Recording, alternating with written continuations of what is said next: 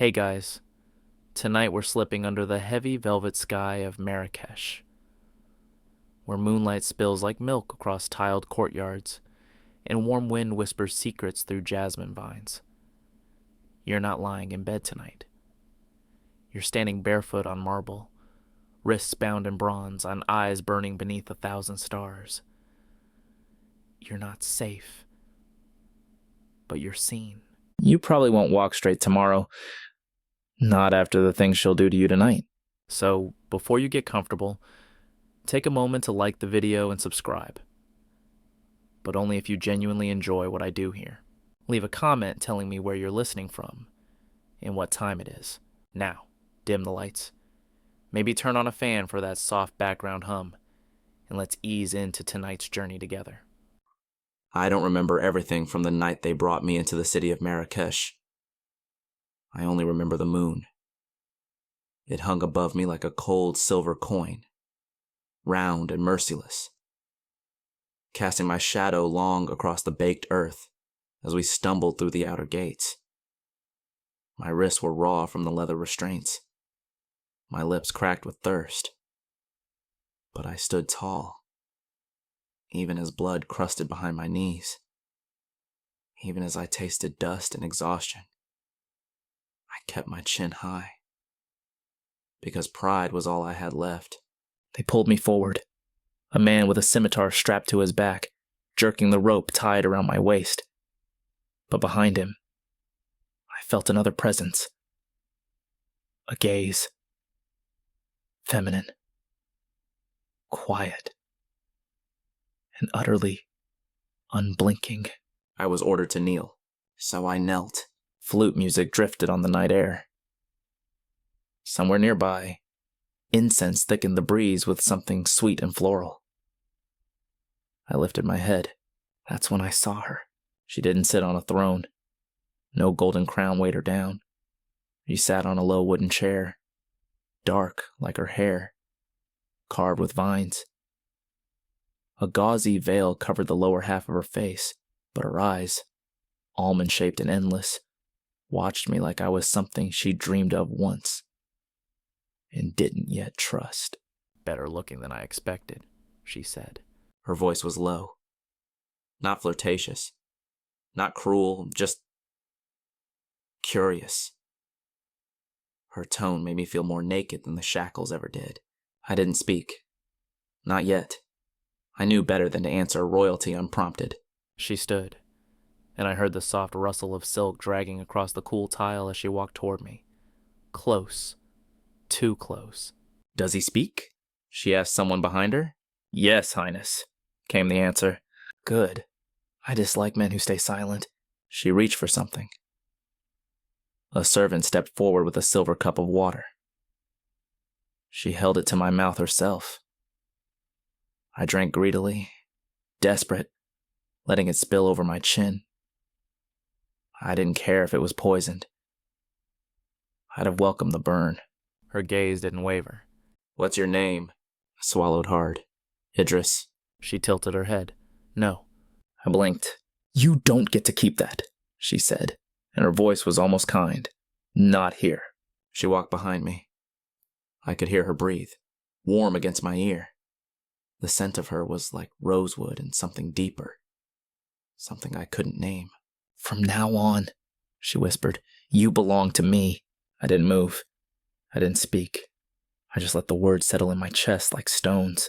Then she clapped once. They pulled me to my feet and led me through the palace gates. Not toward the cells. Not to the slave pens. No iron doors.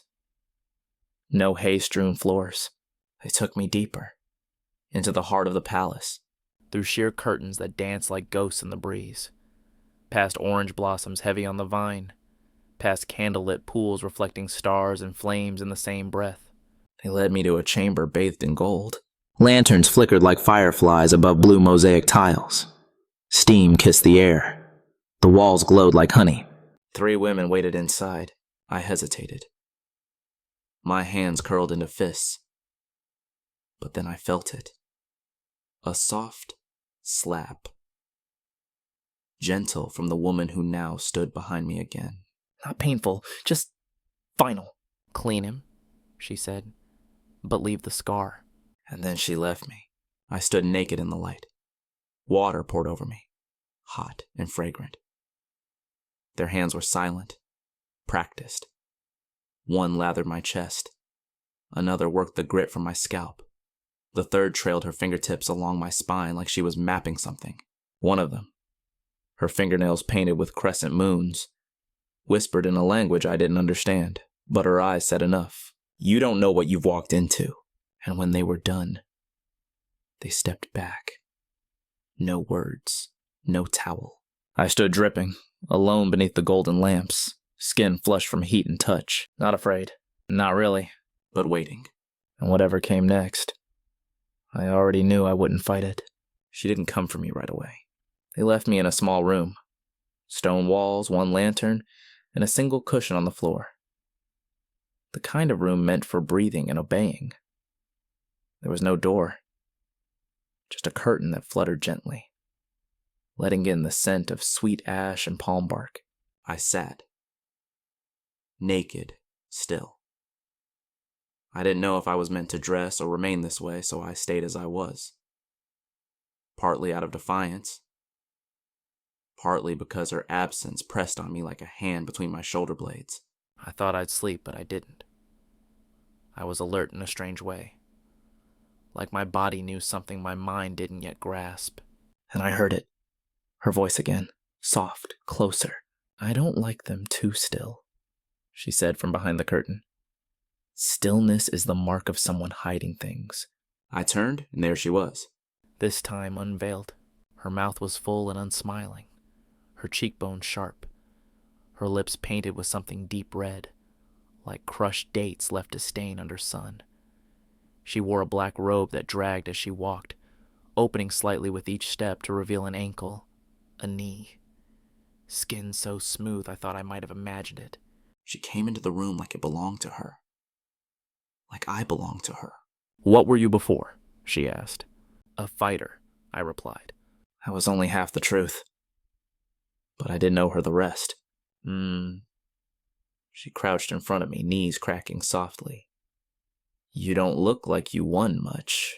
I didn't answer. She tilted her head, studying the bruise on my jaw. Tell me something no one else knows about you. That made me pause. What for? Because, she whispered, brushing her knuckle along my collarbone. I like secrets more than names. I closed my eyes. I don't know why. Maybe it was her scent. Maybe it was the way her voice curled around the edges of my memory. When I was a boy, I said slowly, I used to steal figs from the market. I'd eat them under a bridge near the river. Even when I had food at home, I just liked taking what I shouldn't have. She smiled, not sweetly.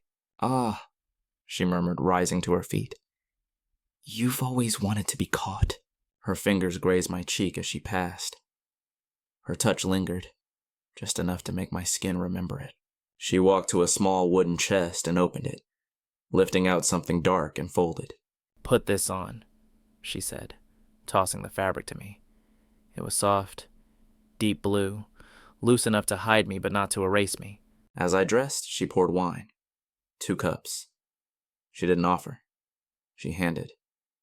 Her fingers touched mine deliberately, eyes locked with mine like a dare.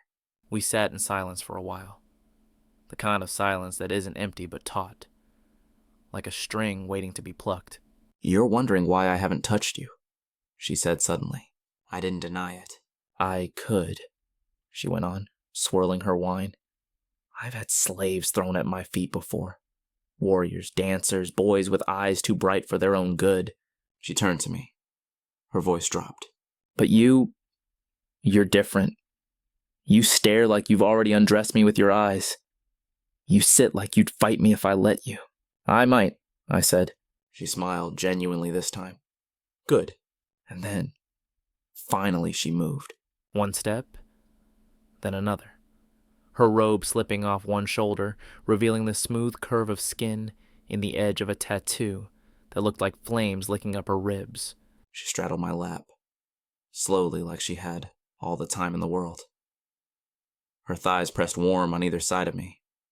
Her hands traced the shape of my shoulders, my neck, the edge of my jaw. Her breath tickled my ear. Do you want me? I didn't answer, because the answer wasn't want. It was ache. She pulled back slightly, her lips ghosting over mine but not landing. Her fingers slipped inside the folds of my robe, tracing the lines of muscle, the faint scars I had earned and forgotten.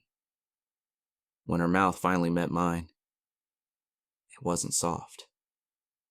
It was slow and purposeful, like a seal being broken. She kissed me like I was already hers, and maybe I was. I didn't resist when she pulled my robe open. I didn't flinch when her nails dragged lightly down my chest, when her hips began to roll, subtle, teasing, not for friction but for rhythm, for control. She didn't need words. Every movement she made was a sentence I could feel in my skin. You are mine. You don't know how yet, but you will. I kissed her back harder than I should have. My hand found the back of her neck. She let me hold her there for a moment before pulling away with a glint of amusement.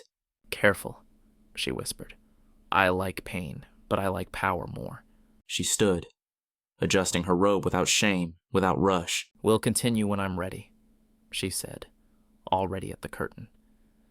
And next time, you will beg.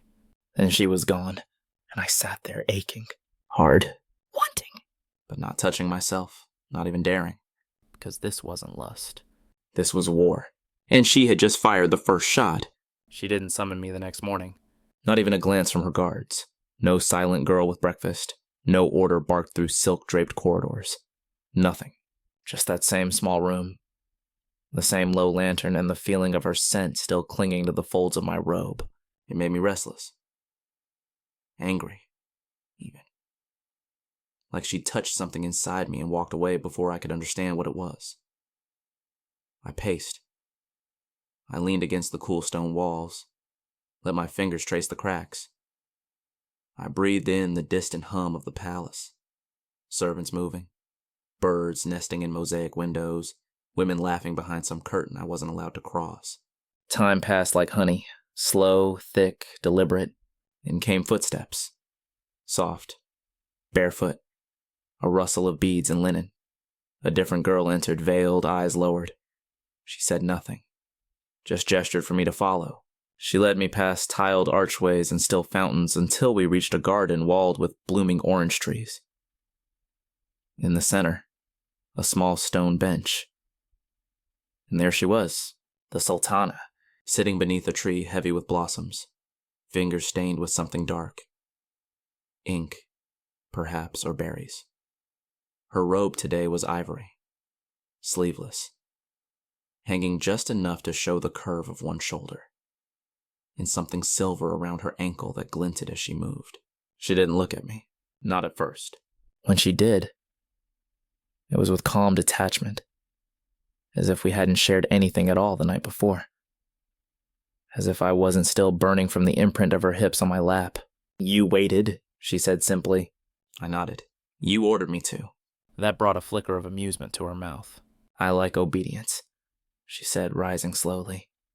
But I love anticipation more. She walked toward me, each step unhurried.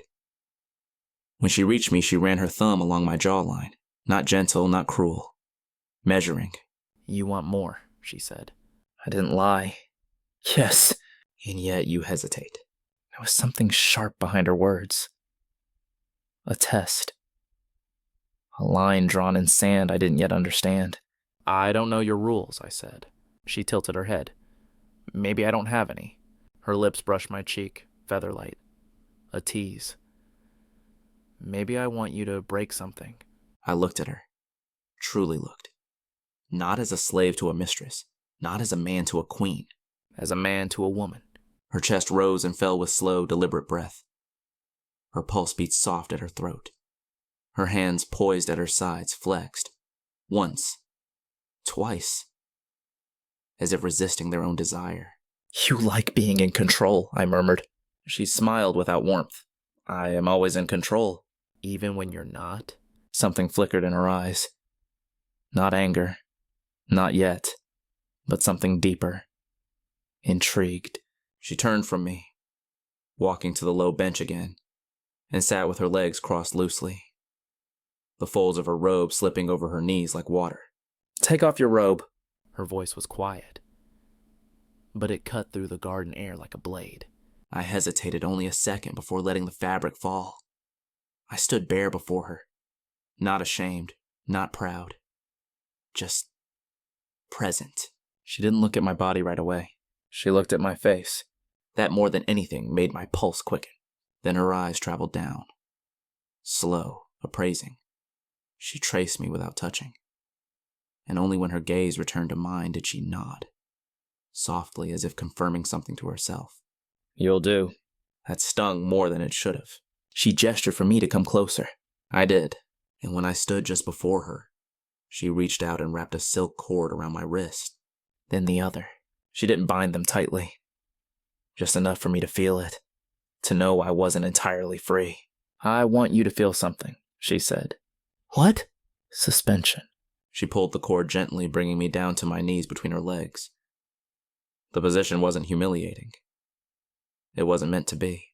It was reverent, and when her fingers slid into my hair, when she guided my mouth to the inside of her thigh, when I tasted the heat of her through fabric and breath and the barest dampness of skin, it wasn't about control anymore. It was about worship.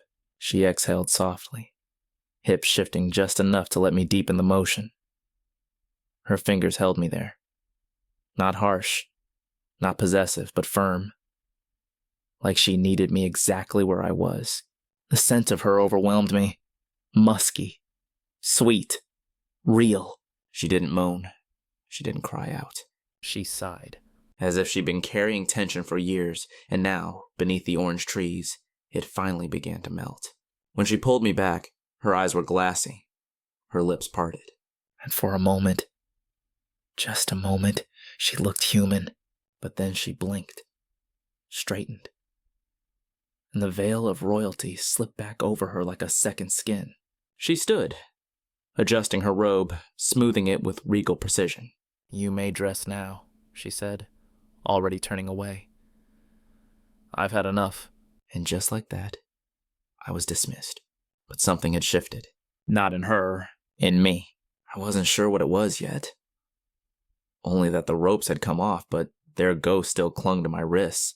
That night, I couldn't sleep. I lay in the same room with its flickering lantern, the same cool floor beneath me. But everything felt different. Too quiet. Too aware. Her taste still lingered on my lips. Her scent ghosted over my skin, and something beneath my ribs wouldn't stop twisting. It wasn't just arousal. That was the easy part. It was the sense of being unraveled, thread by thread, by a woman who gave nothing she didn't intend to take back. I wondered if she felt it too. If her sigh beneath the orange tree had been real, or just another carefully crafted act in a dance I didn't know the steps to.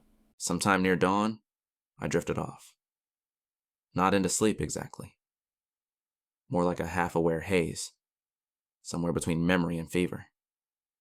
I dreamed of ropes, of a crown falling into water, of her fingers at my throat, not choking me, but holding me still like she was reading something written inside my skin. I woke to the sound of music. Low, rhythmic, drums beating like a pulse behind heavy walls. Outside the curtain, light glowed red-orange. Sunrise over the palace. A different servant waited for me this time, eyes lowered, arms crossed. You're summoned, she said softly. I followed her through the palace. The hall seemed narrower today, the shadows deeper. I saw men sharpening curved blades in a courtyard, women whispering in corners, a boy scrubbing blood from a mosaic floor. No one looked at me directly, but I felt watched, and I began to understand. This wasn't just a palace, it was a cage of velvet and smoke. And she sat at its center, waiting. The girl led me through a side passage I hadn't seen before, into a room smaller than the others, round, with no windows. Cushions piled high, candles flickering in clusters on the floor. The walls were draped in deep crimson fabric that seemed to pulse in the light. And there she was, the Sultana, reclining on a low divan, legs stretched out, hair unbound. She looked at me like she'd been waiting hours, even if I'd just been summoned. "Come," she said. I stepped forward. She didn't rise. She didn't shift. Just watched as I knelt before her, not out of command this time, but instinct. She held out her hand. I took it. Her skin was warm, softer than I expected. "I've been dreaming," she said, eyes half-lidded, "of a man who tastes like defiance and salt, who kisses like he's starving, who kneels only when he chooses to." I swallowed hard. "Is that man me?" Her fingers brushed over my lower lip. "I don't know yet," she whispered. "Let's see." And then, without preamble, she pulled me onto the divan with her. There was no ceremony this time. No soft seduction. Her mouth found mine fast and full, like she'd held something back for too long, and now it was slipping loose. Her nails scratched up my back, dragging fire in their wake. Her teeth grazed my bottom lip, not enough to draw blood, but enough to make me gasp. She pushed me down onto the cushion, straddling me, robe falling open with a whisper. Her breasts brushed my chest. Her thighs pinned my hips. Her hands flattened against my sternum like she was grounding herself. Like she needed my heat to anchor her. And when she moved against me, slow at first, then deeper, there was no command in her eyes, only need. Raw, unvarnished. I matched her rhythm. Let her ride the line between control and surrender. I held her hips, not to dominate, but to stabilize, like I was keeping her from floating away. We didn't speak. We didn't need to. The air between us was thick with unspoken things. Grief, longing, fire, hunger, power shifting, pulsing, curling like incense through the dim-lit room. Her moans were low, restrained, like she didn't want the palace to know what we were doing. But I knew. I knew she was close when her nails bit harder into my chest. When her breath caught in her throat like a prayer she couldn't say out loud. When she finally came, it was like a ripple through her entire body. Head bowed, back arched, lips parted in silent surrender. She collapsed onto me, breathing heavy, cheek against my shoulder. And for a moment, she stayed there, still, warm, vulnerable. I wrapped my arms around her without thinking. Held her like a secret. Like something precious that might vanish if I moved too fast. But then she shifted. Pulled away. Sat upright again, robe closed in one smooth motion. Back to the queen. Back to untouchable. "You should go," she said quietly. Something in her voice had changed. Not regret, not guilt. Distance. I stood, not bothering to hide the confusion in my face. What just happened? She didn't answer. Instead, she picked up a small silver mirror, studied her reflection, then looked at me through the glass. "You're dangerous," she said. My pulse thudded. "To whom?" She set the mirror down gently. "To both of us." And with that, she turned away, dismissing me with silence. But I didn't leave. Not yet. I stood there naked, heart still racing, trying to understand the knot forming in my chest. Because what had just passed between us? It wasn't just lust. It was something else. Something neither of us was ready to name. I didn't see her again for 3 days. Not her face.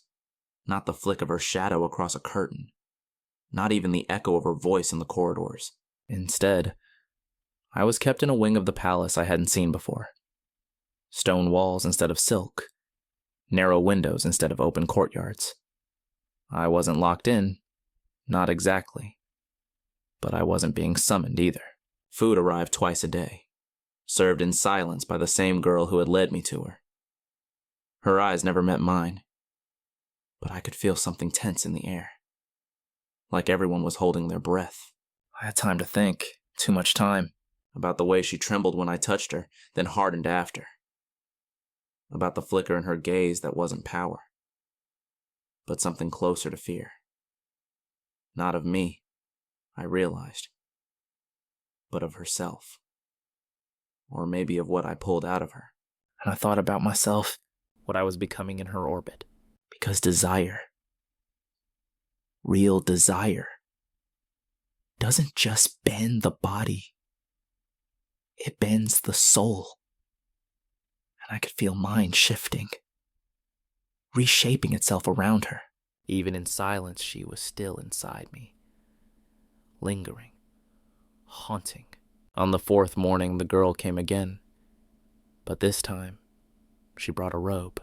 You are to be prepared, she said simply. For what? She didn't answer. They bathed me again, perfumed my skin, tied a dark sash at my waist. Not white, not red, something in between. A color I couldn't name. When I stepped out into the courtyard, the air was thick with incense and tension. A few soldiers stood in formation near the columns, but they didn't look at me. Their eyes were fixed on something else. A man, tall, golden robed, wearing a thin circlet over neatly combed hair. His jaw was angular, his smile patient. Too patient. Next to him stood the Sultana. Her expression was unreadable. "Come," she said. I stepped forward, my bare feet silent on the tile. She didn't look at me directly, just held out her hand. "This is Prince Azar of the House of Hayyan," she said, voice smooth. "He's here to confirm the terms of our alliance." Azar smiled at me. So this is the one who's been occupying your dreams, he said. My stomach dropped. Her jaw tensed, barely, but it was there. "You presume too much, cousin." Cousin. Not a suitor. Not yet. But the weight in the air made it clear this wasn't just family. This was a man promised to her, in some old way. Some quiet bargain made between kingdoms. Azar's gaze flicked down my body, then back up. You must be skilled indeed to have lasted this long in her company. I didn't respond. I didn't need to. Because in that moment, I saw the way he looked at her. Not with love. Not even with hunger. But possession. And I hated him for it. She turned to me now, eyes dark. "Escort Prince Azar to the southern balcony," she said. "Show him the view." It wasn't a request. I obeyed. The walk was silent for the first few minutes. I led him through the garden paths, beneath tall cypress trees, past the marble fountain where I'd first seen her bathe. He noticed. "Did she undress for you there?" Still, I said nothing. He chuckled. I wonder what spell you cast to make her so forgetful of her duty. She used to be the most disciplined woman I knew. She still is, I said finally. That made him stop walking. He looked at me with something colder now, something calculating. "You speak like a man who thinks this story has a future." I met his gaze. "Don't you?" His smile twisted. "Oh, I do, but not the one you imagine." He walked ahead of me then, toward the southern balcony, where the city of Marrakech spilled out in golden haze and distant calls to prayer. I stayed where I was, because suddenly I understood something. This wasn't about seduction anymore. This was about survival. She had brought me here for a reason. Not just for her pleasure. Not just to feel something again in her own skin. I was a wedge, a weapon, and perhaps something more dangerous than either of us had realized. When I returned to my quarters, a note waited on the cushion. No seal. Just a single sentence, written in that looping script I now knew was hers. "Midnight, the bathhouse. Come alone." My heart leapt and sank. Because whatever this was between us, it was about to change. And I wasn't sure if I was ready for how. The bathhouse was quiet at midnight. No guards. No servants. Only the faint steam curling beneath the cedar doors and the sound of water trickling gently like a secret being poured. I slipped inside without a word. The air hit me like a wave, thick with heat, jasmine, and something older. Something primal. The scent of her. The room was vast. Marble walls veined with rose gold, carved lions along the base of the domed ceiling. Lanterns floated in shallow basins, their light dancing across the mist. And in the center of it all, she waited. Naked. Her back to me, submerged waist deep in the main pool. Hair pinned atop her head with a single gold stick, shoulders bare, skin dewy. I stepped closer. She didn't turn around, but her voice sliced the stillness. Did you speak to Azar? Yes. And? He thinks you're forgetting your duty. She gave a soft, humorless laugh. He's not wrong. I moved to the edge of the pool. He's afraid of you. She finally turned. Her eyes met mine across the steam, and in them, I saw the woman I had touched. The woman who had unraveled in my arms, and now stitched herself back together with every breath. You should be too, she said quietly. But I wasn't. Not anymore. I stepped into the water. It was hot, scalding almost, but I welcomed it. I waded toward her slowly, like approaching something sacred. When I reached her, I didn't touch her. I just stood there waiting. She reached up, pulled the pin from her hair, and let it fall in waves around her shoulders. Then she leaned in. This will be the last time, she whispered. No, it won't. Yes, she said, fiercer now. Because after tonight, I make a choice. For my people, for the Alliance, and once I choose... She didn't finish, but she didn't need to. I cupped her cheek. You think power only lives in the decisions you make as a ruler. Her breath hitched. But sometimes, power lives in surrender. She leaned into my touch. And this time, when we kissed, it wasn't desperate. It was deliberate. Slow. Like drinking from a cup we both knew might be poisoned but couldn't resist. I pulled her close, and she climbed onto me, straddling my lap in the water. Our bodies slid against each other, slick with heat and want. Her mouth found my throat.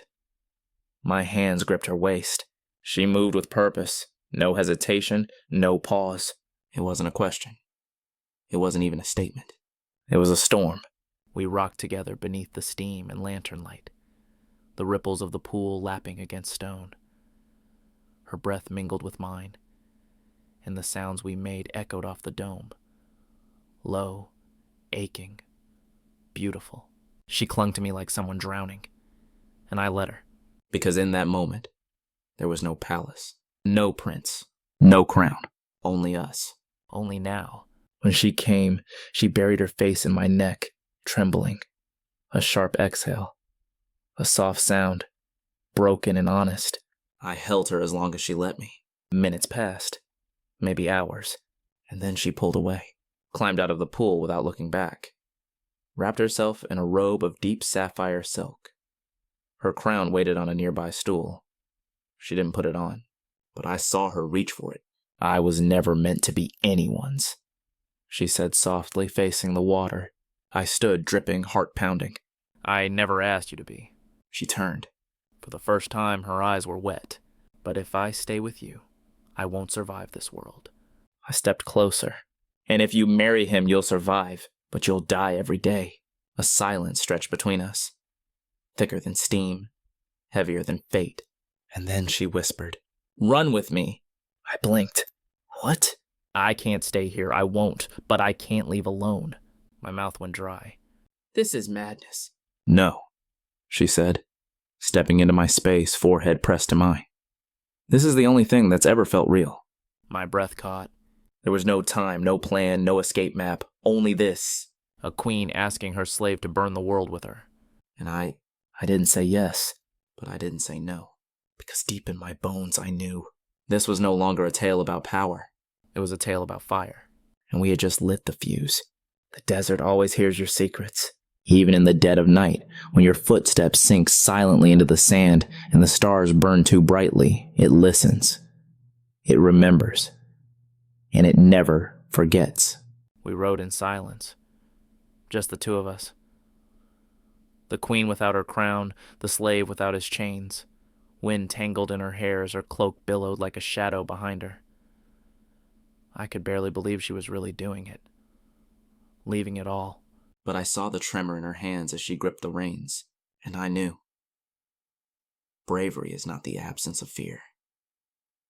It's doing the unthinkable while fear rides shotgun. I know a place, I said at last. It's not far, a ruined caravanserai.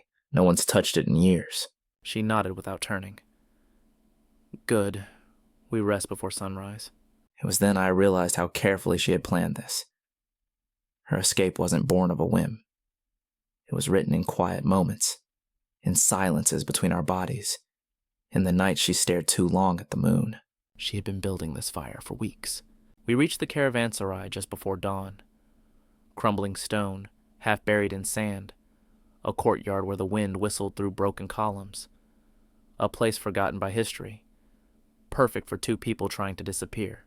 Inside, we found a room that still had a roof. She sat down hard, cloak slipping from her shoulders, revealing a plain linen tunic clinging to her sweat-damp skin. Nothing regal remained. Only the woman. Tired. Raw. Real. I knelt in front of her. She looked at me like she was still falling. I didn't think I'd really do it, she whispered. But once I did, I couldn't stop. I know, I said. That's how you survive, one step, then another. She let out a shaky laugh. You talk like someone who's run before. I looked away. I have... She touched my hand, her fingers cool against my sun-warmed skin. Will you tell me? So I did.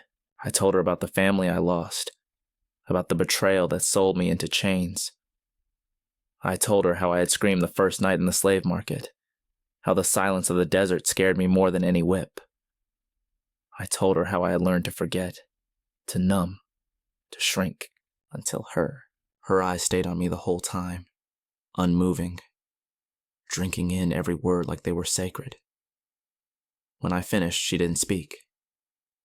She simply moved to sit beside me, our backs against the same cold wall, and we watched the sun begin to rise through the cracks in the stone. Her head dropped to my shoulder. I don't know what happens next, she murmured. I placed a kiss on her temple. Then let's not write the ending yet. She turned, slow and deliberate, eyes filled with something deeper than lust. Something far more dangerous. I need to feel alive, she said. Not just safe, not just hidden. I need to remember what it is to burn. I kissed her like a promise. She climbed onto my lap, her hands at the hem of her tunic, lifting it inch by inch until she was bare before me again, kneeling in the ruins. I undid my belt with shaking hands, breath shallow, body already aching with want. This time we didn't rush. Her body moved over mine like silk through fingers. Slow, languid, sacred. Her hips rolled in soft circles, drawing breathless moans from my throat. My hands roamed the small of her back, her thighs, her breasts. She gasped when I bit her shoulder gently, when I whispered her name against her ear. We were unmaking each other piece by piece, sigh by sigh. And when she climaxed, it wasn't a scream. It was a slow, rising sound, like prayer, like reverence, like grief. She collapsed onto me, chest heaving. We stayed like that, still joined, still trembling, as the sun turned the stones gold around us. I had never felt closer to a soul, but even in that sacred silence, I felt the storm brewing again. Not inside her. Inside the world we had defied. 'Cause love is brave, yes. But betrayal, real betrayal, was always close behind it. The next morning, silence lingered like mist. She stirred before I did, sliding from my arms, wrapping herself in her cloak once again. The golden light of the desert crept through the cracks in the walls and danced across her bare shoulder. I watched her without speaking. Watched the way she moved, slower now, as if her body remembered the weight of our night.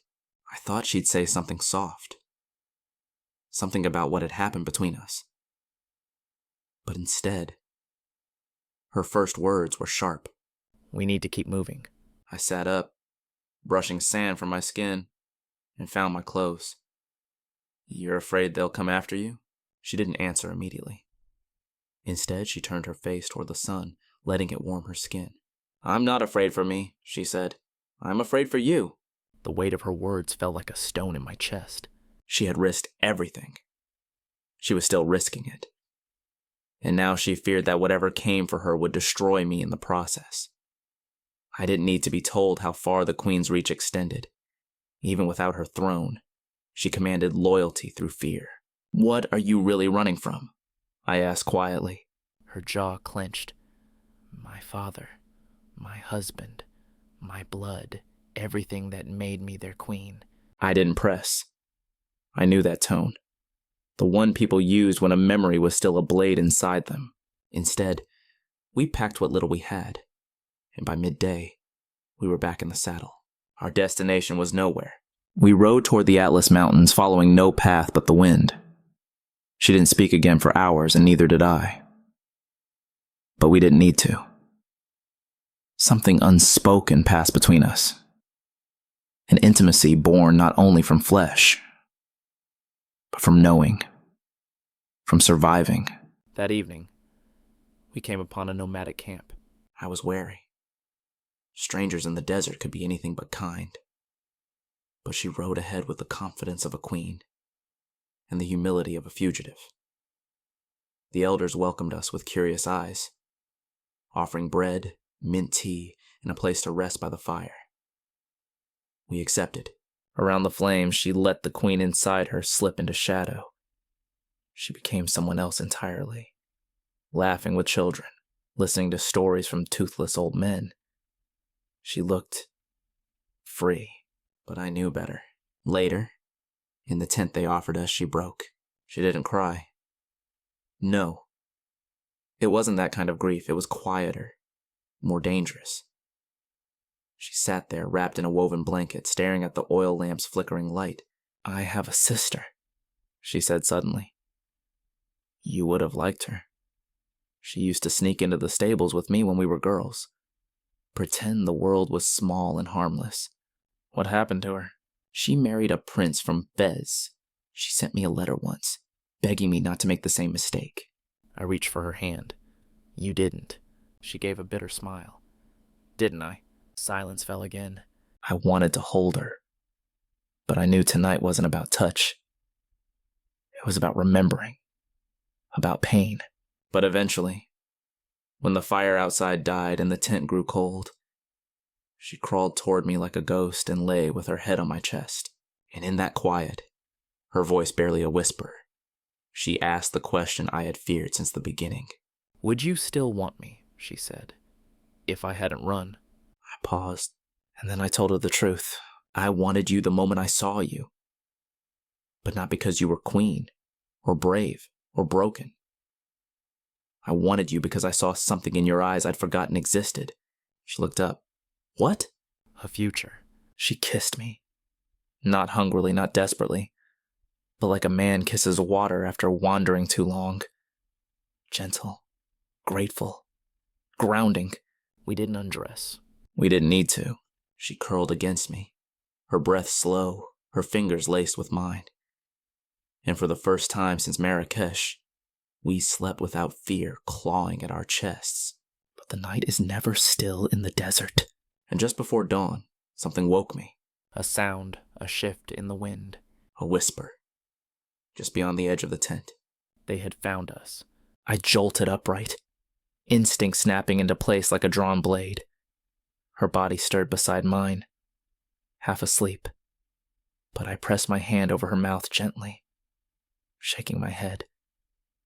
Her eyes opened wide, fear flaring instantly in their depths. She knew too. Outside the tent, I heard it again.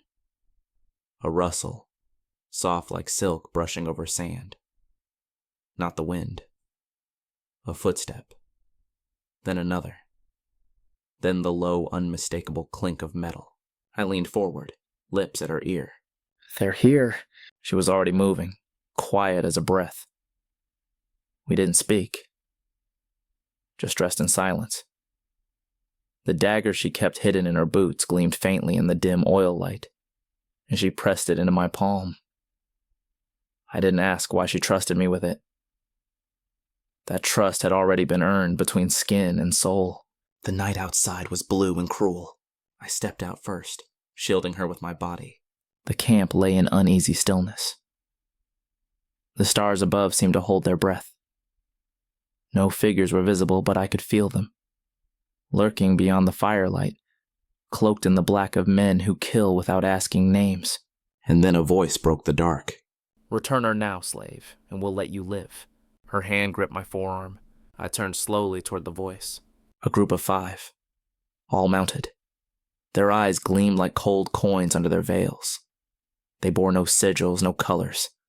Assassins of the court. The Queen's court. Or perhaps her father's. It didn't matter. Their loyalty wasn't to justice. I took one step forward. She's not yours to take.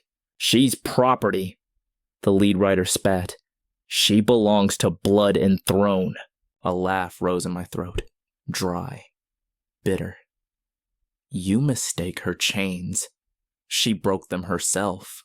That was enough. The first rider charged. I only had the dagger. But she moved like smoke. The moment the assassin reached me, her body was already in motion. Bare feet spinning across the sand, her knife flashing like starlight.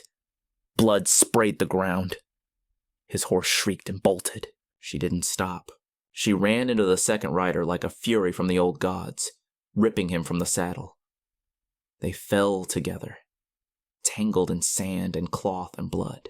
By the time I reached her, the other three had scattered, vanishing like jackals into the dunes. Cowards or wise, it didn't matter. The silence returned. The night exhaled, and she stood in it, panting, blade still dripping. I walked to her, slow. You didn't have to, I said quietly. She turned to me, eyes blazing. Neither did you. We stared at each other. Two fugitives beneath the cold moon, surrounded by the dead. I should have felt horror. I should have felt fear. But all I felt was alive. And so did she. Without a word, she stepped into me. Her mouth was on mine in a storm of hunger. Not romance, not tenderness, but need. Raw, feral, blood-pounding need. I kissed her back with equal fire, tasting her breath, her victory, the way adrenaline lit her veins like wine. She dragged me down into the sand. Her hands were wild, tearing at the ties of my tunic, gasping as I slid against her. The heat between us ignited fast. There was no time for careful. Her thighs wrapped around me with a growl, and I buried myself inside her in one thrust that pulled a sound from her lips more animal than human. We moved like we were still fighting. Like our bodies were trying to kill the fear we couldn't speak. Each breath burned. Each thrust carved a promise into flesh. Her nails raked my back. I gripped her hips like lifelines. She rode the edge between violence and ecstasy, arching against me with a snarl and a sob tangled into one. I came with her name in my mouth. Her real name, whispered in a language no longer spoken in the courts. She collapsed beneath me, heart racing, body trembling, and I held her as the stars wheeled slowly above. We didn't speak. Words would have only ruined it. Later, when the blood was dry and the night had finally softened, she curled into me with something like peace on her face. They won't stop coming, she said. I know. You could still run, alone. I won't. She kissed the hollow of my throat. Then whatever comes next, she whispered. We face it together. I nodded. I didn't know if that meant life or death. But for the first time in a long while, I didn't care. Dawn crawled over Marrakech like a reluctant confession, casting honeyed light across the low walls of the outer city and the pale stretch of desert beyond. We stood just outside the ruined perimeter of a forgotten outpost, remnants of some long-failed rebellion. The stones bore the stories of men who had once believed in something, only to be swallowed by sand and silence. She tightened the folds of her cloak around her, the black fabric fluttering slightly in the desert breeze. Her hair was braided now, simple and efficient. Her eyes, they were different. Not softer, not harder, but watchful.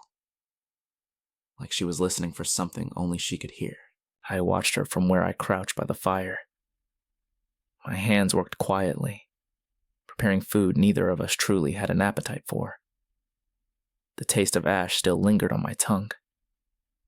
Not from the fire, but from the blood of last night. You ever wonder, I asked softly, what your life would have been if you'd never been born a royal? She didn't look at me. Instead, she answered in that low voice I was coming to know. measured, coiled around old pain. No, because I wouldn't be alive. You think it's made you strong? I think it made me dangerous. I like that. Too much, maybe.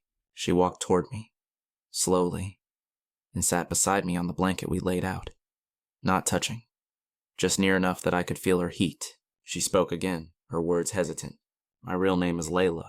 I didn't respond immediately. Not with words.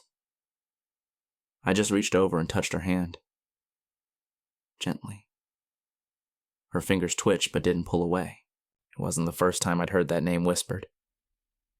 Layla, the forbidden daughter of the late Sultan. Born not of a queen, but of a woman hidden behind carved doors and political shame. Everyone in the palace knew the story. No one dared say it, and now she had placed it in my hands like a knife or a kiss. We ate in silence after that, each of us staring toward a horizon neither of us trusted. The wind carried distant voices, traders, herders, maybe travelers, maybe spies. We have to move, she said. I nodded. But as we packed, I couldn't ignore the shift between us. The fight had bound us. But now it was the quiet that truly tangled our fates. That night, we made camp beneath the broken ribs of a collapsed watchtower. The stars winked through its gaps like watchful gods. I sharpened a stolen blade while she sketched a map into the dirt with her finger. There's a contact near the salt flats, she said. She owes me. Owes you what? My life twice. I chuckled. That makes her your sister, then. She didn't laugh. Just looked at me. A shadow crossing her expression. There's more, she said. Go on. I have a half-brother. I blinked. The one they crowned after your father died. No, another. One no one knows about, and he's worse. The fire between us cracked sharply. She leaned in, voice dropping.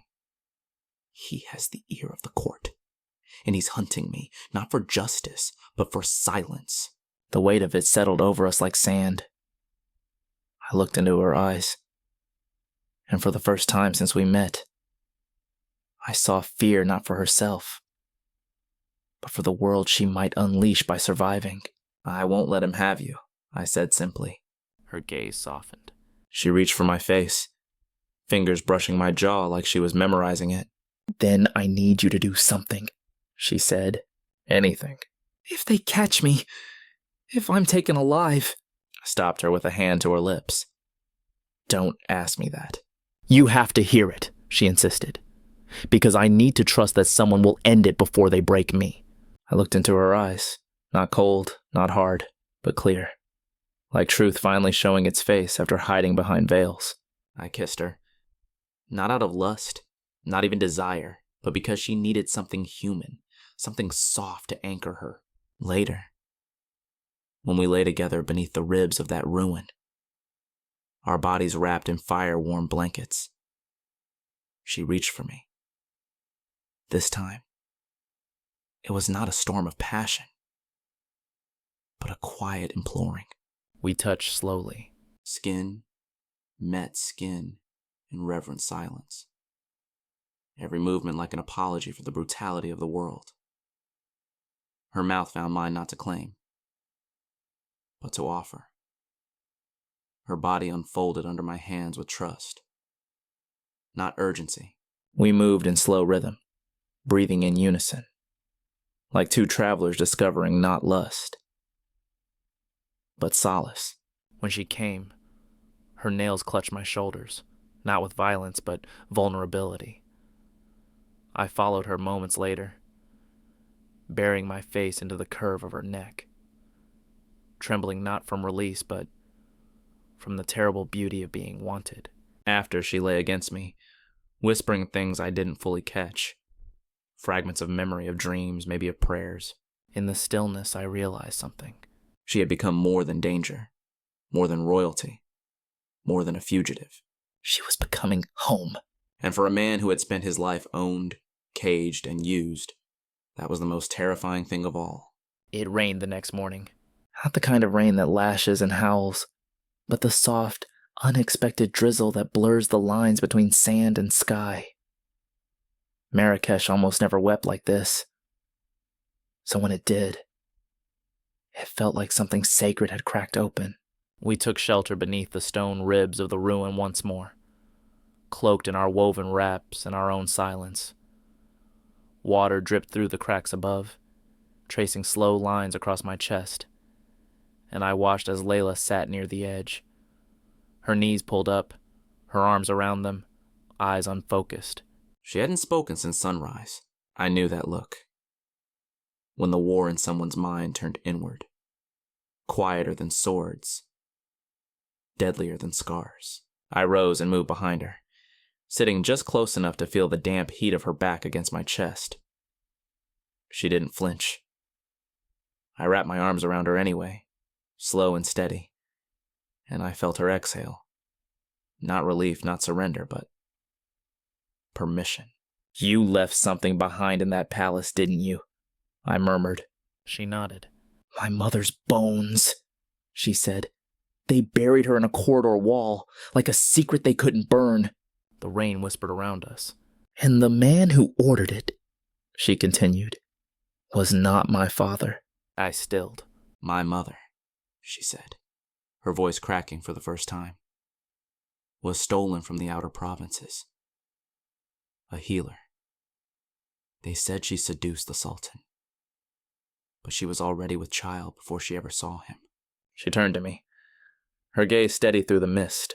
I'm not royal blood, not really. I'm the product of a lie that threatened the court. They gave me titles, trinkets, a gilded collar. But the moment I grew teeth, they tried to cage me again. I didn't speak. What words could I offer a woman whose very identity was used as both shield and blade? So I touched her instead. I cupped her face, thumbs brushing beneath her eyes, and let the warmth of my hands do what language couldn't. I've never had anyone to tell, she whispered. I leaned in, kissed her forehead, and let my lips linger there. You do now. She closed her eyes. For a moment, the tension in her jaw loosened. And for a brief sliver of time, we weren't fugitives or rebels or fractured souls. We were just a man and a woman caught in the rain, holding each other like it could keep the world away. Later, when the rain passed and the desert smelled of wet earth and old ghosts, we packed up again. But something between us had shifted. Not passion. No. That had come in waves before. This was different. This was trust. That night we made camp near a dried-up well, shielded by an outcrop of rocks. We didn't speak of where we were going next. Not yet. The night was for something else. I watched her as she undressed. Not seductively. Not for show. Just peeling off damp layers of cloth until her bare skin glowed like bronze in the firelight. She sat beside me, silent, her hand slipping into mine. You said once you were a slave, she said. I was, I answered. And now? I looked at her. Really looked. Her hair tangled from the rain, her lips chapped, her shoulders marked by travel and war and silence. And yet she looked more regal than any woman I'd ever seen, swathed in silk. Now, I said, I'm yours, freely. A small sound escaped her lips. Not a sob, not a laugh, something between the two. Then she climbed onto my lap, straddling me slowly, her hands on my chest, her eyes searching my face like she needed to make sure I meant it. I did. We kissed. Long, aching. Like we were trying to memorize every curve of each other's mouth. Her hips rocked against mine. Not for release, but for grounding. Our bodies were slick with leftover rain, skin to skin, nothing between us but the heat we'd built quietly for days. I held her waist and she guided me in. It wasn't hurried, it wasn't primal. It was slow. Every movement was deliberate, paced, like she needed to feel every inch of connection. She pressed her forehead against mine, whispering words I couldn't fully understand. Prayers, maybe. Or confessions. She moved with a rhythm that felt less like sex and more like returning to something ancient. I kissed the side of her throat, felt the pulse pounding there, tasted salt and rain and woman. When she tightened around me, her breath caught in her throat. She trembled, body arching, and I held her through it, grounding her as she came quietly, beautifully, like thunder in reverse. I followed, breath ragged, hands buried in her hair, eyes locked on hers as my own release found me. After she didn't move. She stayed curled against me, her breath softening, her hand resting over my heart. Promise me something, she whispered. Anything. If I lose myself, she said.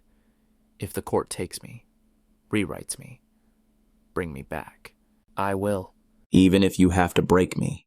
I kissed her shoulder. Especially then.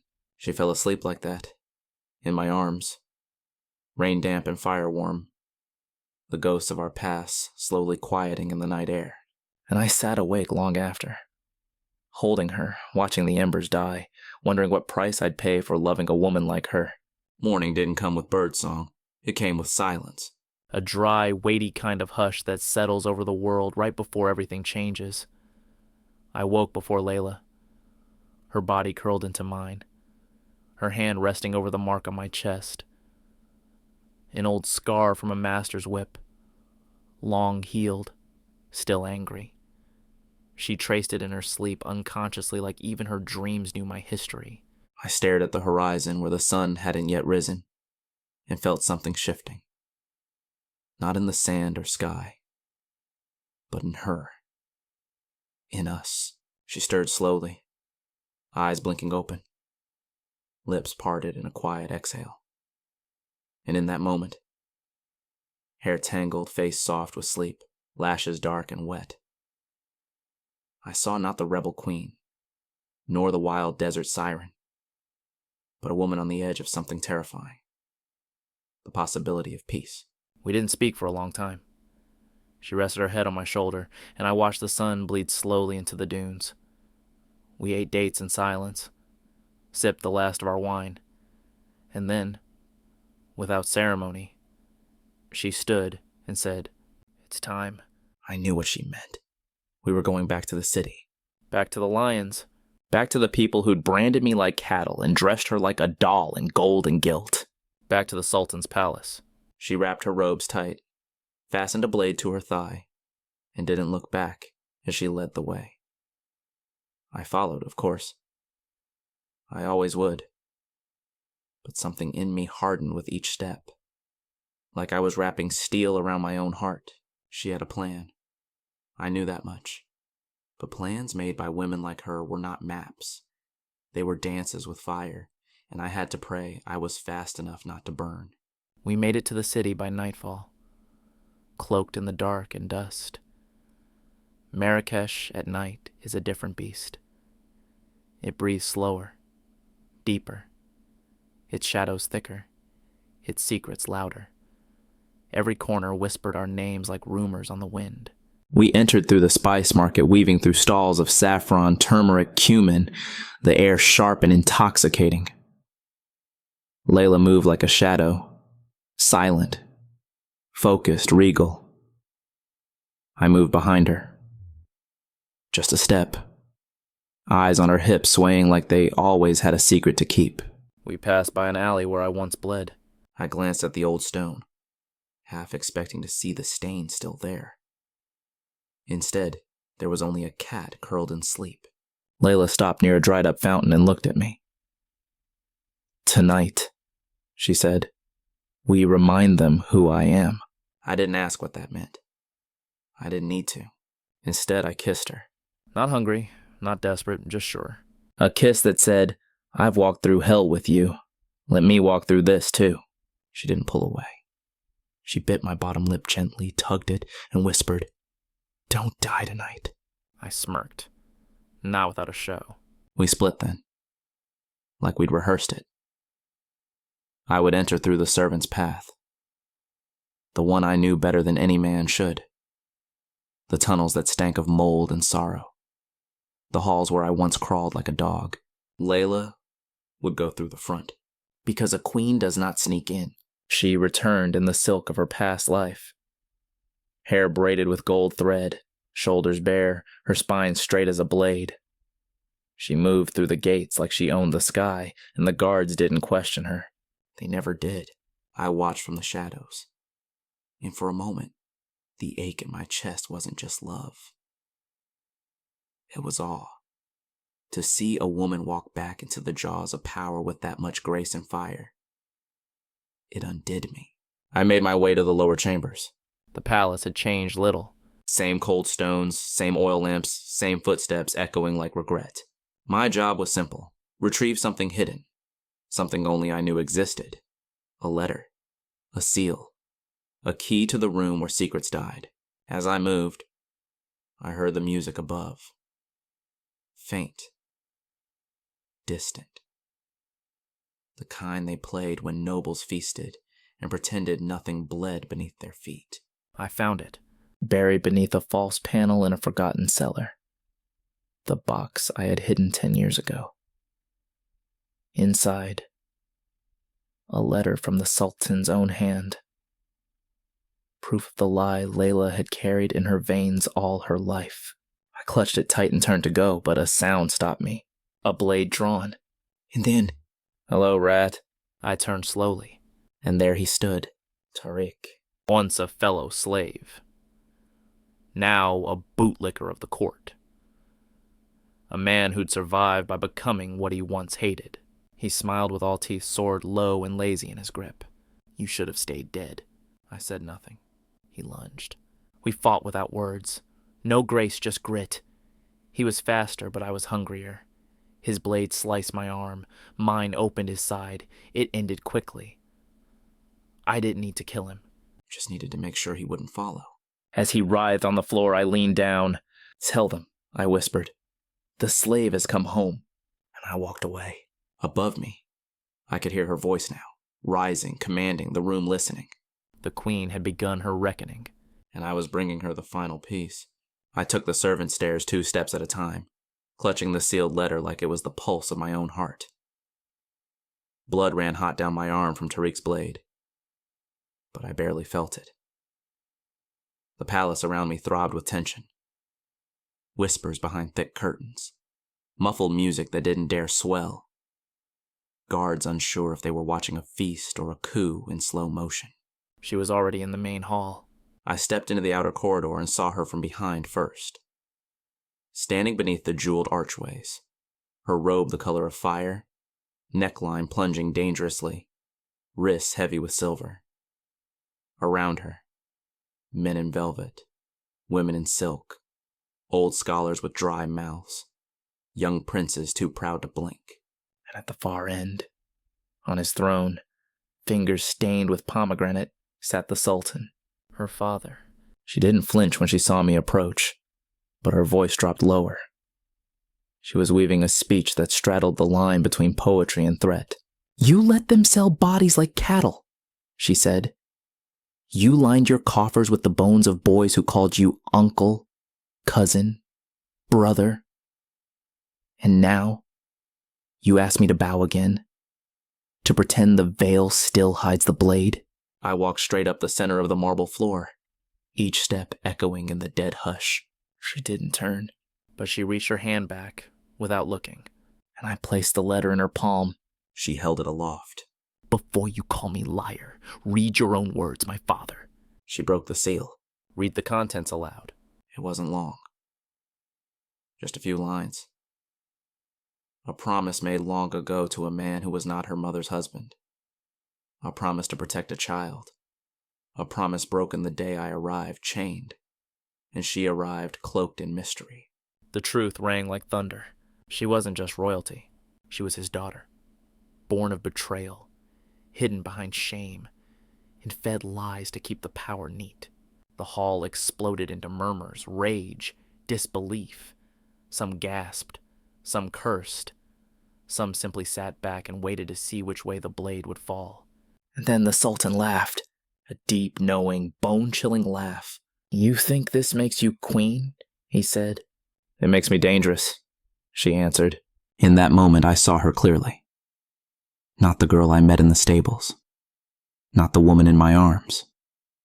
Not even the rebel beneath the moon. She was fire made flesh. and I burned for her. The Sultan stood, and everything froze. He walked down the dais, slow and deliberate, like he'd done it 100 times before in his mind. When he stopped in front of her, he didn't raise his voice. He raised his hand to her cheek. "Still soft," he murmured. "Still foolish." She didn't move, but I did. I stepped between them gently, like one would step between lightning and its strike.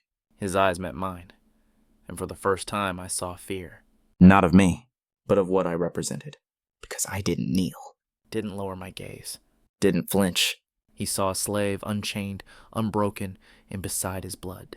Layla stepped to my side, her hand sliding into mine, our fingers lacing like they had every right to. "I'm not here to beg," she said softly.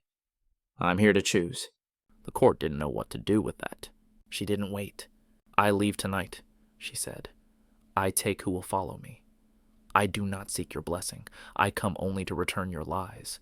And with that she turned. The room gasped. The Sultan didn't speak, 'cause he knew. She had already won. I followed her through the hall, blood drying on my arm, heart pounding in rhythm with hers. We walked through the corridors we used to crawl through. The guards didn't stop us. At the gates, the moon hung low and full, heavy with promise.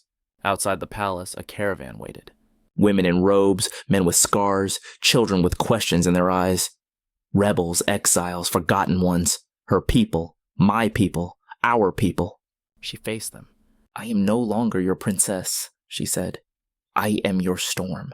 And then she turned to me, voice low, just for my ears. "And you, my love, are my anchor." We rode through the desert that night. Not as fugitives, but as something else. Something new, something ours. Under the stars, we made no plans, only promises. That when the time came, we would build something different. That our story wouldn't end in chains or palaces, but in the wild place between love and legend. We stopped before dawn, the desert cool and quiet, sky painted in violet and ash. She lay with me beneath the stars, and there in the folds of linen and dusk, she kissed me again. But this time, it wasn't hunger. It was home. The days blurred, but the nights remained clear. Clear like the skies of the open desert. Like her eyes beneath the moon. Like the way her fingers traced the scars on my back when we lay in the dark. Half asleep. Half awake. Half in love. Half afraid. We traveled with no kingdom. Only purpose. Layla called it the long becoming. The slow unraveling of everything that had bound us. Every rule, every chain, every whisper of who we were supposed to be was left behind, grain by grain, mile by mile. We passed through villages where the old men watched us with wide eyes and silent lips. Through towns where women pulled children inside at the sound of hooves, only to sneak back out when they saw her walking ahead, veiled not in silk, but in dust and defiance.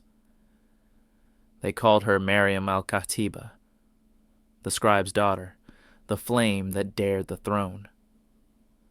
Stories bloomed like wild poppies around her footsteps. And I somehow was always at her side. But inside me, things weren't so simple. Sometimes, when I held her in sleep, when her breath rose and fell against my bare chest, when the night was too quiet, I would remember the chains. Not just the iron, the ones that wrapped around the soul. The voice that whispered, "You are nothing but what they made you to be." She would stir, and I'd freeze. Once she caught me crying, not the loud kind, the quiet one, where the eyes burn but no sound dares escape the throat. She touched my face with the back of her fingers, soft as a prayer. "I know that look," she whispered. "It was mine once, too." And then she told me something she never had before. That when she was young, she'd dream of cutting her own hair, dressing as a boy, fleeing into the mountains to start a new name from scratch. That she once swallowed a ruby from her mother's necklace because it looked like freedom and tasted like rebellion.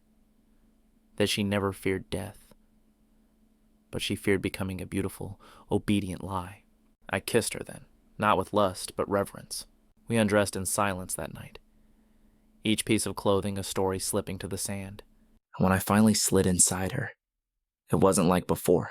It wasn't frantic or forbidden or heated by anger. It was something deeper. Slower. She guided my hand across her ribs like she was teaching me a map of her soul. Her thighs wrapped around me, not to hold me down, but to remind me I was already home. Her mouth parted. No words, just breath, just warmth. The soft sound of her gasping my name. Not as a servant, not as a secret, but as something sacred. I moved inside her like I was carving a new truth into the dark. And she met every thrust like a promise she wasn't afraid to keep. There was a moment, right before we both unraveled, where time forgot to exist, where the world narrowed to her mouth on mine, her hands in my hair, her pulse against my chest. When we came, it wasn't violent. It was deep, trembling. Tears in her eyes, sweat on my brow, our bodies joined in something so utterly human it felt divine. Afterward, we lay still, our bodies slick, our breaths tangled, our hearts slowly remembering how to beat without panic. I'm scared, I whispered. She didn't say why. She only kissed my collarbone and answered, me too. And that was enough. The next morning, a rider found us. A woman dressed in faded green, face veiled, voice cracked from sun and song.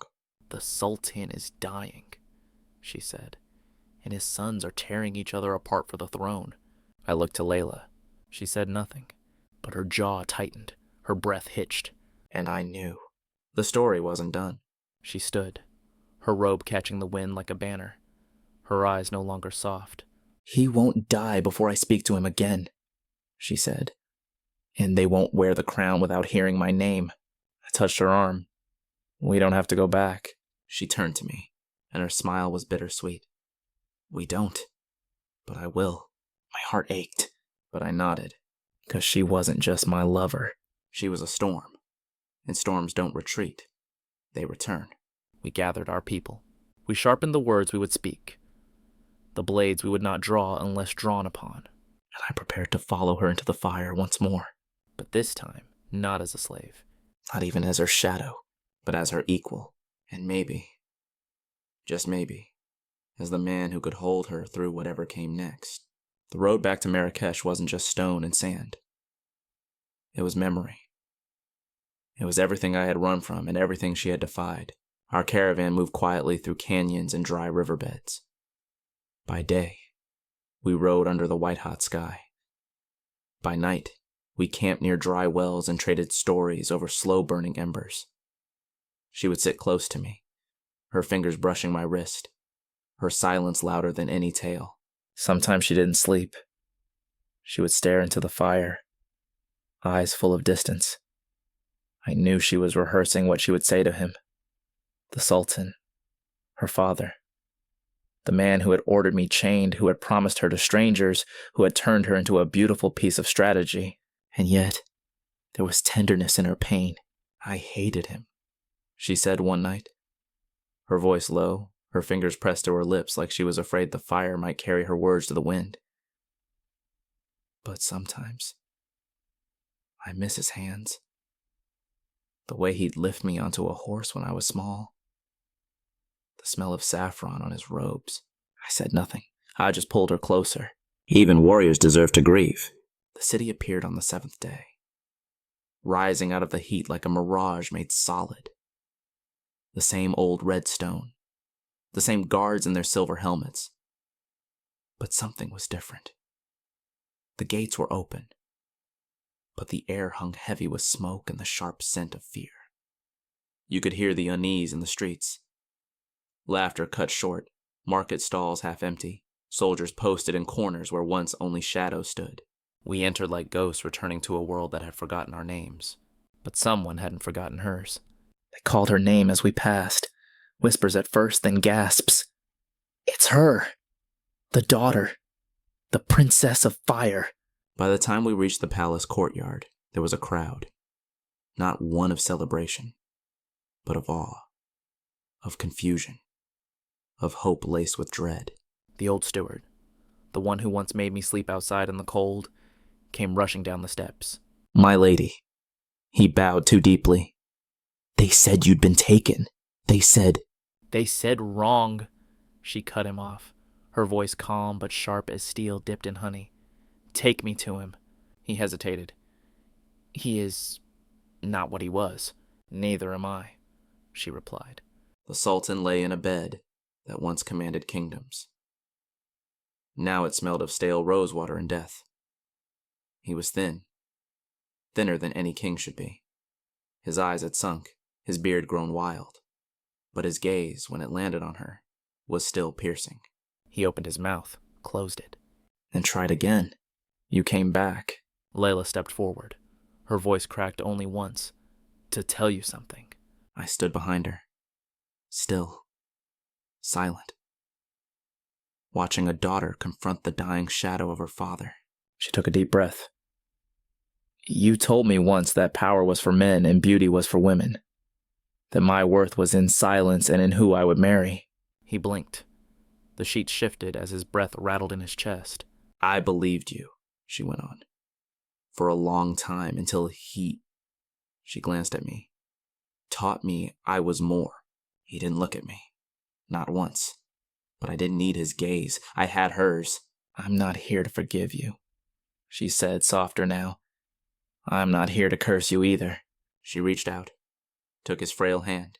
I'm here to tell you that your line doesn't end in conquest or marriage. It ends in me, in fire, in memory.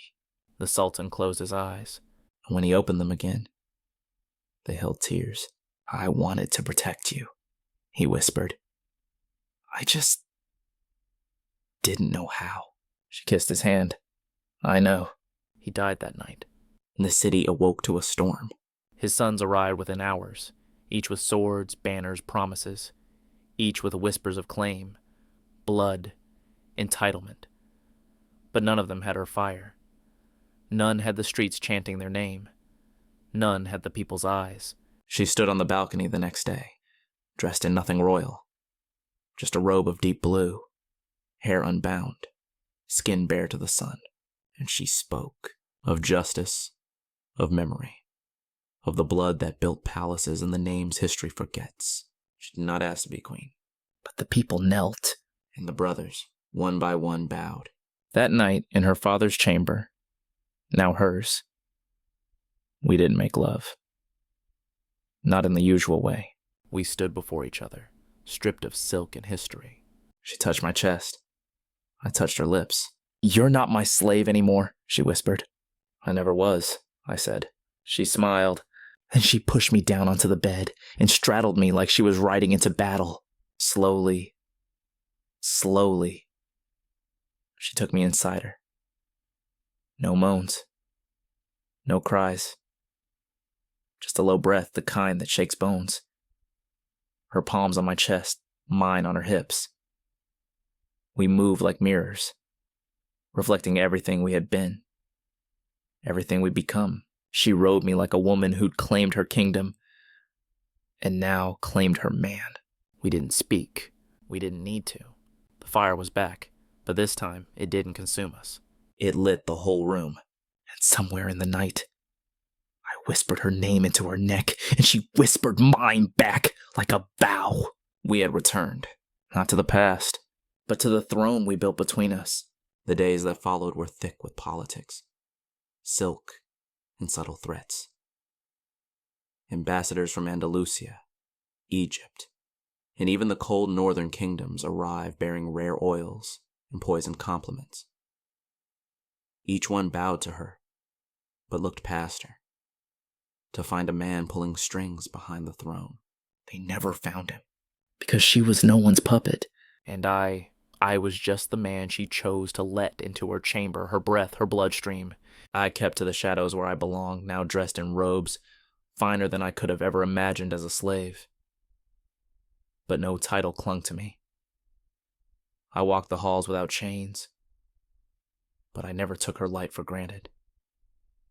I knew what it cost her to wear the crown.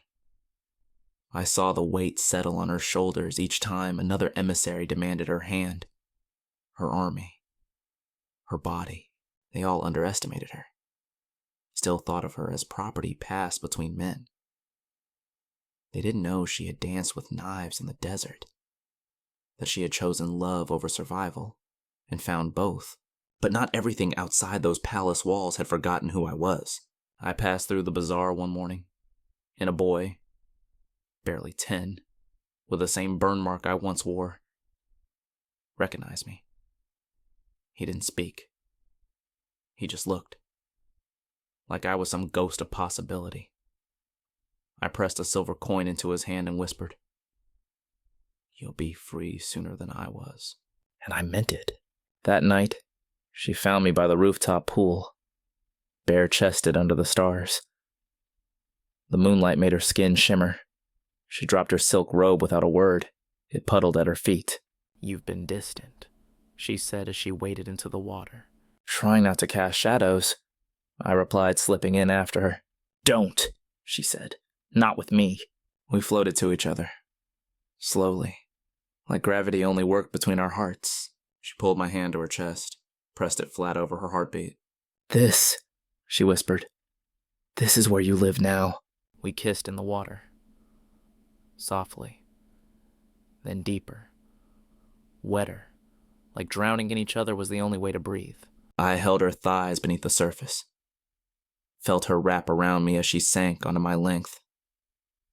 The warmth of her, mixed with the cool ripple of water, made me groan into her mouth.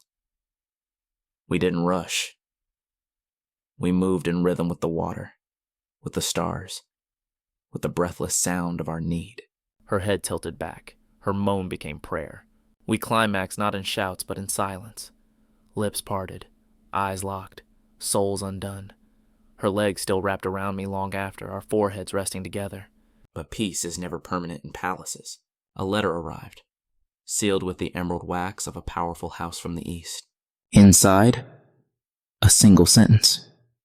"A kingdom ruled by love is ripe for conquest." They were coming, with swords, With ships. with the intention to take everything, including her. She didn't flinch. "I've walked through fire," she said that night, tracing my chest with her finger. "Let them try to burn me." But I knew that defiance had a cost. I wanted to shield her, to fight in her name, to bleed for her. But she placed her hand over mine and said, "No. You've done enough for kings. You live for me. That is your rebellion." Still, I couldn't sit idle. I gathered loyal men, former slaves, warriors without flags, women with blades hidden in hairpins. We trained in secret, not to protect the palace, but to protect the soul of the woman who had changed everything. The enemy came at dawn. But we were ready. They expected fear. They found fire. As I rode out with my small band, I looked back once, to the high balcony where she stood, wind whipping her robe, eyes fixed on me like a promise. If I died, I'd die as her man. not her possession. Not her rescuer. But hers. The battle wasn't clean. Blood rarely is. But we were sharper. We were freer. We fought not for gold or glory, but for the right to stay in a world where love had power. By dusk, their banners had fallen. And I returned, bloody, bruised, but alive. She ran down the palace steps barefoot. She didn't care who saw. She leapt into my arms, kissed me like a woman who just won her future. "You came back," she whispered. I kissed her neck, always. She pulled me into her chambers. Stripped me without ceremony. And for the first time, we didn't make love. We celebrated survival with our bodies.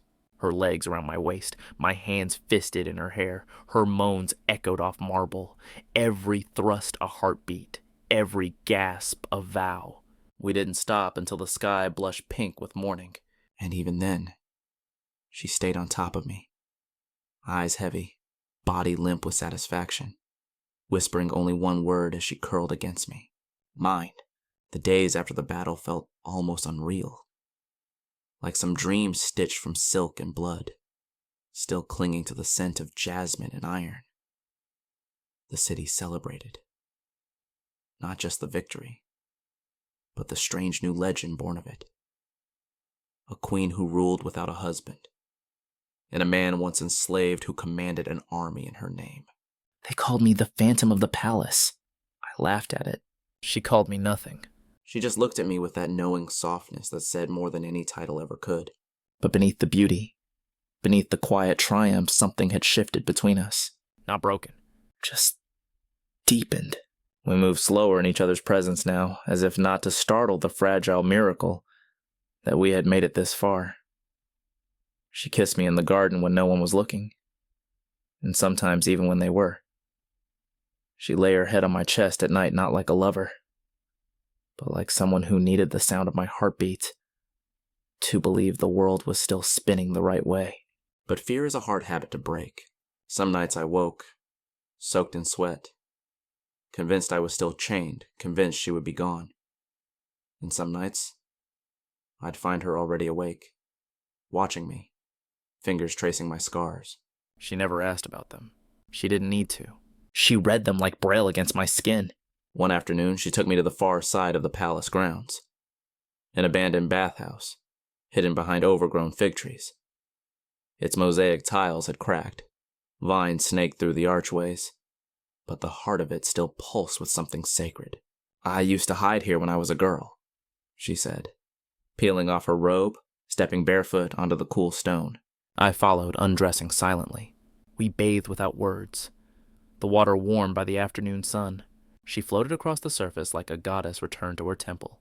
And when she climbed atop me, her knees on either side of my hips, her body glistening with droplets, I knew this wasn't about lust. It was about remembrance. She moved on me slowly, circling her hips, eyes half-lidded but locked to mine. I let her lead. Let her take from me what the world had once stolen from her. Control, reverence, power wrapped in pleasure.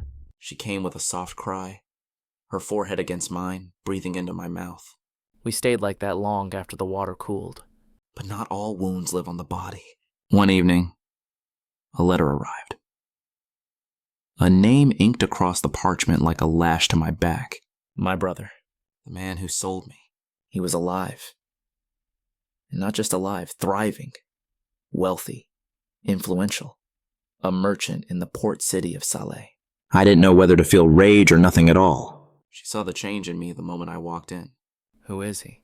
She asked softly. I told her everything. I had never seen her go still like that. You have to face him, she said. Not for revenge, for closure.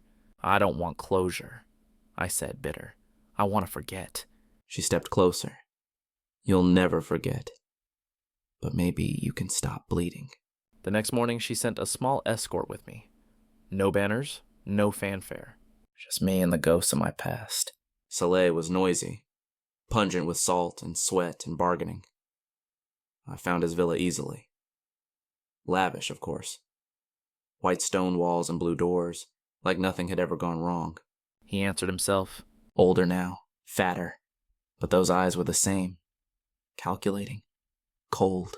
He didn't recognize me. Not at first. Then his smile faltered. You. He tried to speak, but I held up a hand.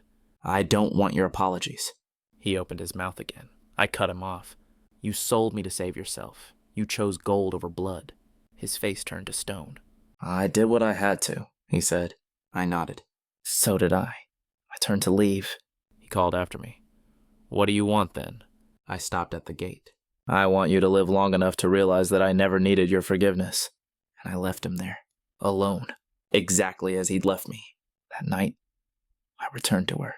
She waited in bed, a silk wrap falling open at the chest, the oil lamp casting slow golden shadows over her skin.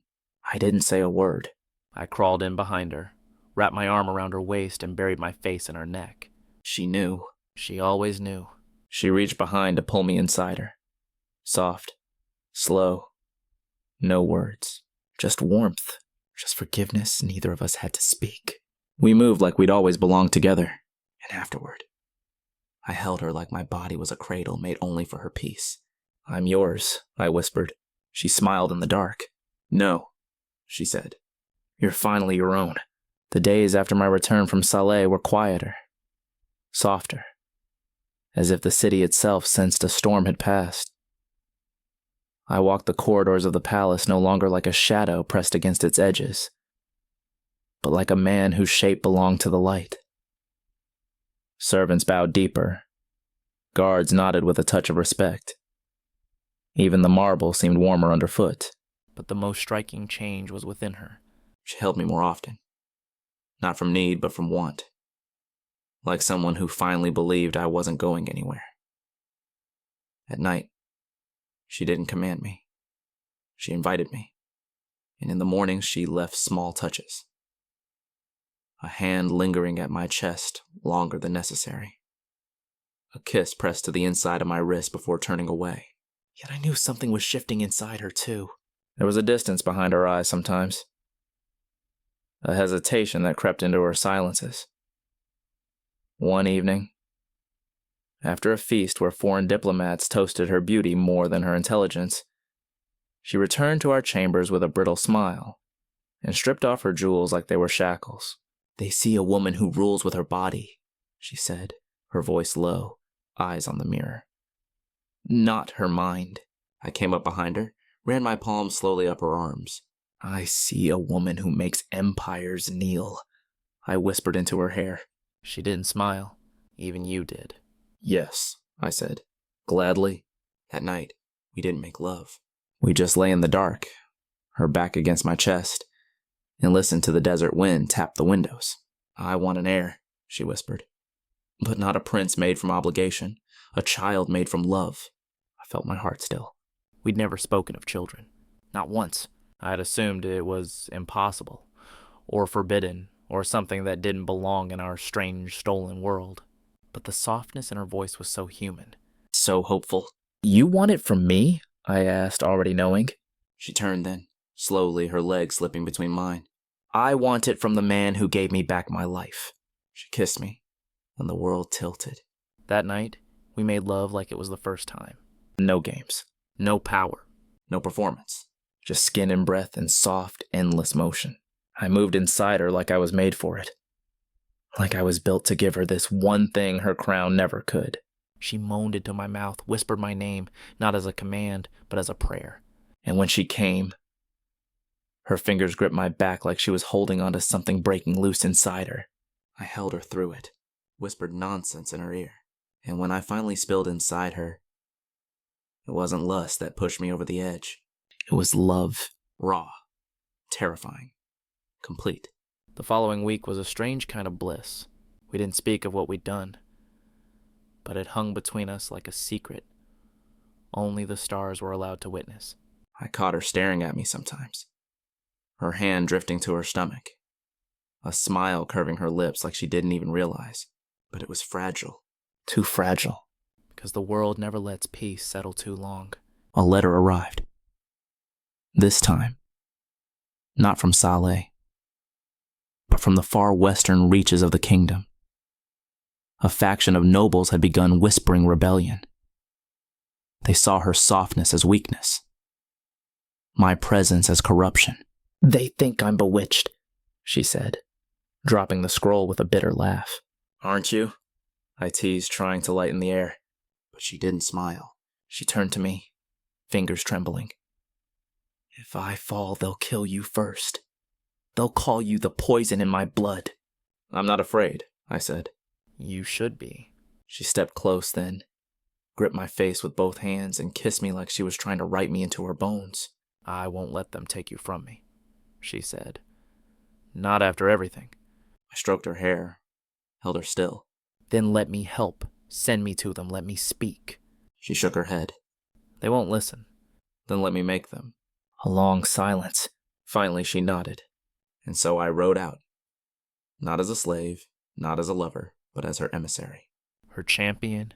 And perhaps her future king. The road stretched out beneath the moon, the sand whispering secrets with every step.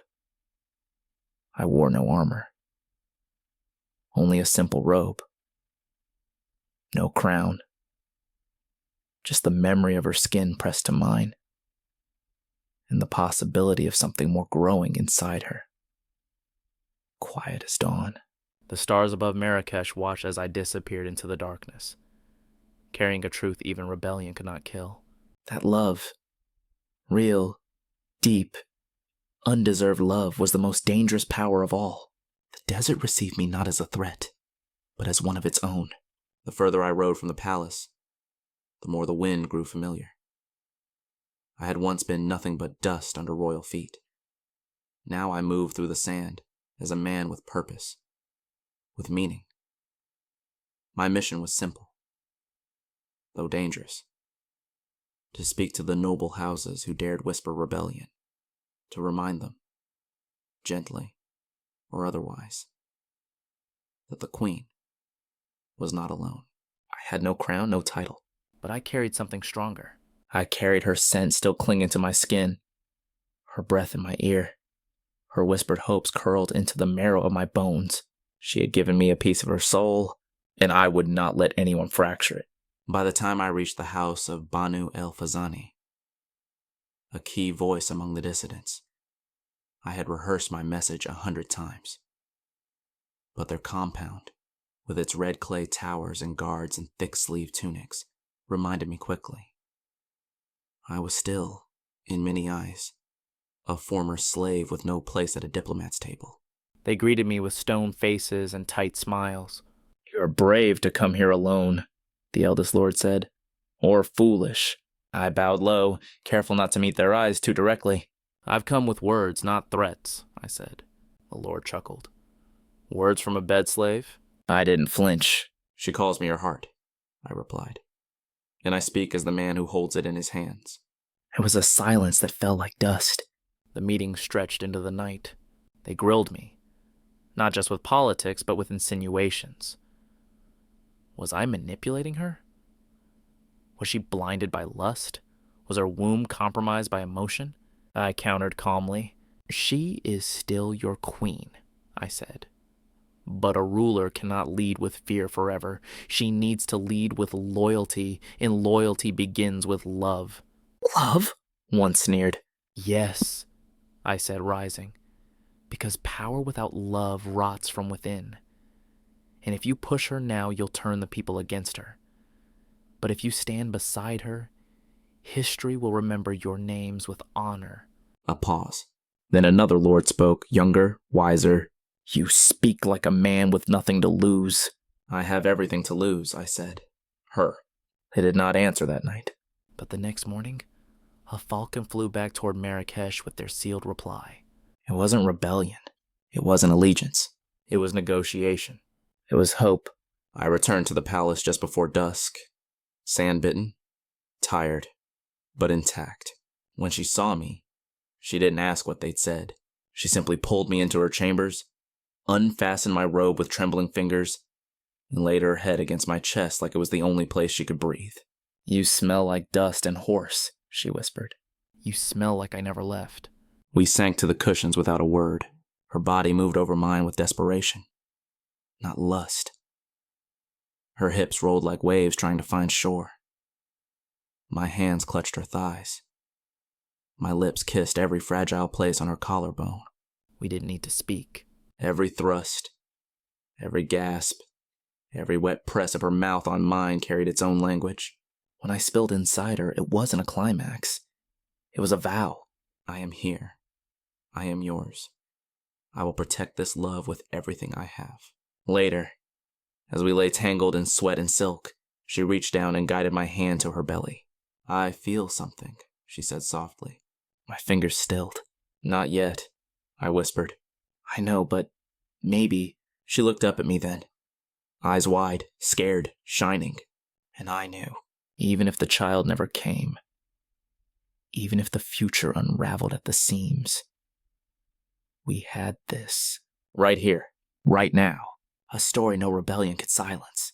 A love too dangerous to name in daylight, but too real to deny in the dark. Outside the palace walls, the muezzin's call echoed across Marrakech. Inside our chambers, our breaths slowly synchronized. Two bodies. One fate. The queen and her slave. The mother of a future neither of us could yet imagine. And the man who had once been nothing. Now the keeper of everything that mattered. I woke to candlelight flickering over her skin, casting gold across the hollow of her stomach and the swell of her breasts. She slept with one leg tangled over mine. Her lips parted, her hair a mess of obsidian waves against the ivory sheets. I didn't move. I didn't dare. Because I knew that outside this room, the world still held its breath. The city had not burned, but it had not bowed either. And I, still slave in name to some, still threat to others, had become something I never expected. A question. A shift in the wind. They called for her that morning. Not with threats, but with the quiet diplomacy of the old men who ran the palace walls. Ministers, generals, scholars who had been raised in power, not born of it. They whispered concerns, suggested alliances, proposed marriages to foreign men with proper bloodlines and royal ties. She listened. And then she dismissed them. I will not be ruled, she said. One of them muttered that the people would never accept her consort. She smiled soft and lethal. They already have. That night, she led me to the moonlit terrace, her hand warm around mine, her robe open enough that I could see the curve of her hip, the mark I'd left on her shoulder. I want you to stay, she whispered. I frowned. I have stayed. No, she said, pulling me close. I mean officially. No more sneaking out of my bed at dawn. No more pretending your name isn't carved into my breath. My heart kicked hard against my ribs. And when they revolt, I asked, then let them. Her mouth touched mine, soft but unyielding. They don't fear love, she said. They fear change. And I'd rather change this world with you than rule it alone. It was not easy. It was never easy. They slandered her. Said she was bewitched, poisoned, that I'd slipped something into her wine. Some accused us of heresy. Others prayed for her soul. We did not answer. Instead, we ruled. Quietly, steadily, we rebuilt the spice markets, opened the gates to foreign merchants. She sat on the throne with a hand on my knee beneath the silk of her gown, and I spoke only when asked. But they began to listen. They saw her clearer somehow. And in time, they saw me too. Not as a threat. Not as a slave. But as a man who had loved the queen without chains, and had chosen her over everything else the world might offer. I would love to say the people cheered. That the walls never shook again. That war never returned. But history is not a bed of silk. It is a battlefield of small sacrifices. Years passed. I began to forget the weight of my chains. I remembered only the smell of her after rain. The way she moaned my name into the hollow of my neck. The way she held our daughter for the first time and whispered, "She has your lips." Yes, we had a daughter. She did not rule like her mother. But she ruled all the same. And when she asked me one night who I had been before all of this, I told her the truth. I was a slave who touched a queen. And she touched back. Now, in the stillness of old age, I write this not for glory, but so you'll remember that not all great love stories begin with freedom. Some begin with silence, with pain, with a man kneeling at a woman's feet and rising slowly, not because he was told to, but because she reached out her hand and chose him. And he chose her right back. Always. And now you breathe. Slowly. Deeply. Let your chest rise like waves returning to the shore. You've walked through palaces and deserts tonight. Tasted the sweat of desire, the ache of belonging, the hush of moonlit promises. You've watched a slave fall in love, and a queen break the world for him. Let that stay with you. Let it soften the tension in your shoulders, the thoughts rattling in your mind. There is nothing left to fix tonight. Nothing left to prove. Just inhale and let it go. Inhale, and let yourself believe in impossible things. A love born in captivity. A throne that bent for tenderness. Fingers laced in secret. And the truth that sometimes the most powerful force in the world is not war or gold, but the quiet vow whispered into someone's ear when the rest of the world is sleeping. I choose you, no matter the cost. Your breath slows now. Your heartbeat softens. You're safe here, in the hush of story's end, wrapped in a silk of words and dreams. You made it through the night. Sleep well, my friend. Sleep deep. And when you wake, may you still remember the moonlight in Marrakech, and the heat of the queen's breath on your neck.